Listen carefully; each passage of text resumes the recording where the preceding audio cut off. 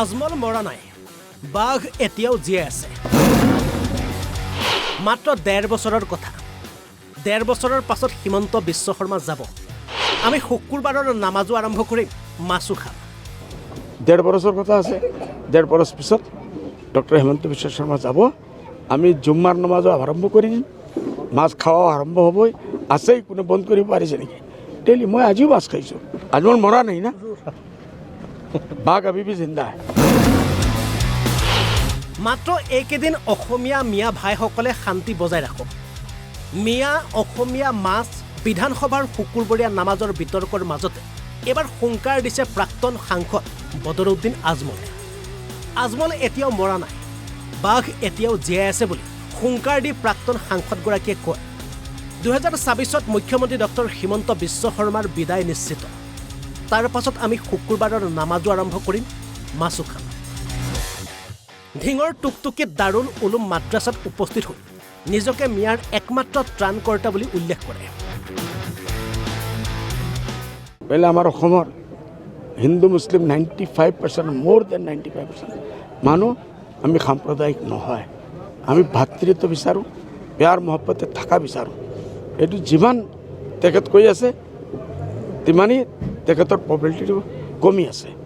কৈ থাকক আৰু ১.৫ বছৰ আমি আমাৰ মিয়া ভাইসকলক মচনক, আপোনালোকে অন্য আমাৰ হিন্দু ভাইসকলক, অসমীয়া, কাৰ্বি, ডিমাচা, বাকী বড়ো, চবক আমি শান্তি ৰাখক। ১.৫ বছৰ কথা আছে। ১.৫ বছৰ পিছত ডক্টৰ হিমন্ত বিশ্ব শৰ্মা যাব। আমি জুম্মাৰ নামাজো আৰম্ভ কৰি দিম, মাছ খাওয়াও আৰম্ভ হ'বই। আছেই, কোনো বন্ধ কৰিব পাৰিছে নেকি? ডেইলি মই আজিও মাছ খাইছোঁ, নগাঁৱত মাছ খাইছোঁ।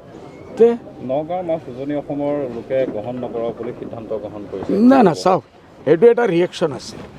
এজন মানুহে নগাঁৱৰ কোন পাগলে কৈ দিছে আমি ইয়াৰ পৰা মাছটো নাপঠাওঁ।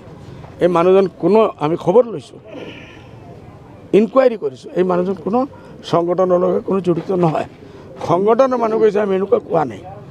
চৰকাৰে এই মানুহজনক ধৰিব লাগে, জেলত দিব লাগে, আমাৰ ডিমাণ্ড। কিন্তু চৰকাৰে নকৰে। এনে এই মানুহজনক কোৱাৰ কাৰণে চৰকাৰৰ লাভ হৈছে। এইটো কোনো সংস্থাই এনেকুৱা নকৰে। উজনিৰ যি ৩০টা সংগঠন আছে, তেওঁলোকলৈ কিবা আহ্বান জনাব নেকি? না, কোনো আহ্বান নাজানায়।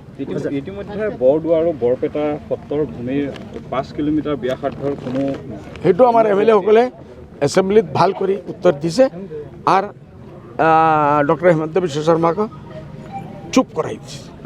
উপনিৰ্বাচনত আপোনালোকে প্ৰাৰ্থী দিব নাই? আছে, কিয় 3টা দিম আমি কৈছোঁ। চামাগুৰিত দিম, আৰু এটা ক'ত আছে, আৰু এটা ক'ত আছে, বঙাইগাঁও।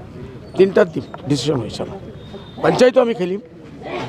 আজমল মৰা নাই না, বাঘ আবি ভি জিন্দা হে।